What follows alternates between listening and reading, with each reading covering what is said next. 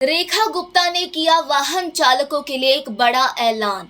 कौन सी गाड़ी और कौन सा है वो इंजन जिसकी एंट्री पर लगेगा अब ब्रेक? कहीं उन गाड़ियों में आपकी भी गाड़ी तो नहीं है शामिल? धुआं छोड़ने वाली गाड़ियों की उल्टी गिनती शुरू हो चुकी है।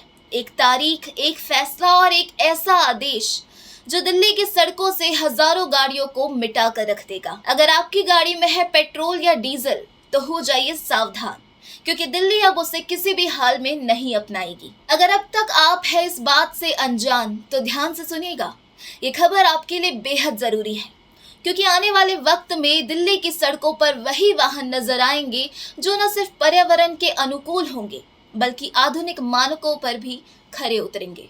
दिल्ली सरकार ने बढ़ते प्रदूषण को देखते हुए एक बड़ा फैसला लिया है जो आने वाले सालों में राजधानी की तस्वीर पूरी तरह बदल सकता है। अब 1 नवंबर 2025 से दिल्ली में सिर्फ BS6 मानक वाले CNG, LNG और इलेक्ट्रिक माल वाहनों को ही प्रवेश की अनुमति दी जाएगी। यानी पेट्रोल और डीजल जैसे पारंपरिक ईंधनों से चलने वाली भारी वाहन अब दिल्ली में नहीं घुस पाएंगे। ये फैसला वायु गुणवत्ता प्रबंधन आयोग यानी CAQM ने सुप्रीम कोर्ट को जानकारी देते हुए लिया है। आयोग का कहना है कि दिल्ली NCR की बिगड़ती वायु गुणवत्ता को सुधारने के लिए यह कदम बहुत जरूरी है। इस योजना के तहत दिल्ली में रजिस्टर्ड पुराने वाहन फिलहाल कुछ समय के लिए छूट में रहेंगे, लेकिन बाहरी राज्यों से आने वाले लाइट, मीडियम और हैवी गुड्स व्हीकल को तभी दिल्ली में एंट्री मिलेगी जब BS6 मानक पर आधारित हो और CNG, LNG और EV हो। जरूरी सामान ढोने वाले गैर BS6 वाहन भी 31 अक्टूबर 2026 के बाद पूरी तरह प्रतिबंधित कर दिए जाएंगे।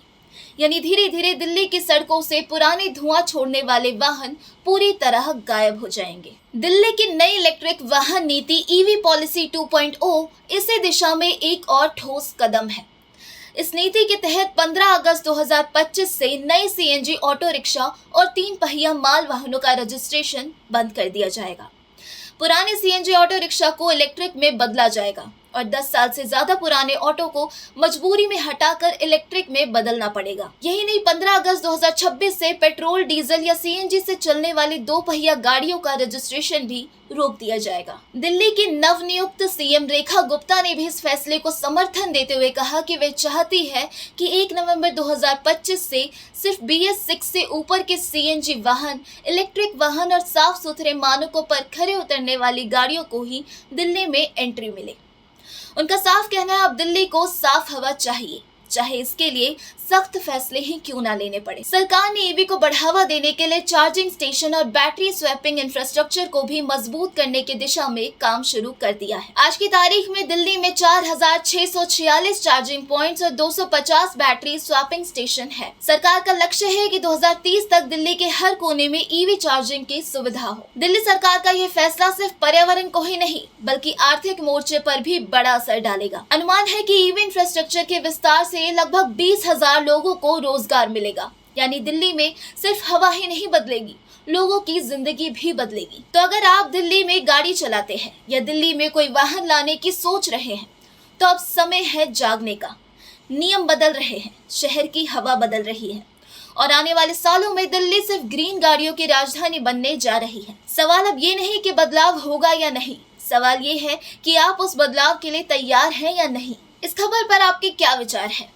क्या ये पहल वाकई राजधानी को बदलाव की ओर ले जाएगा? अपनी राय कमेंट सेक्शन में हमसे साझा करना ना भूलें। साथ ही चैनल पर अगर नए हैं और ऐसी दिलचस्प खबरों को जानने में रुचि रखते हैं तो हमारे चैनल द इंडिया टाइम्स को अभी सब्सक्राइब कर लें। धन्यवाद।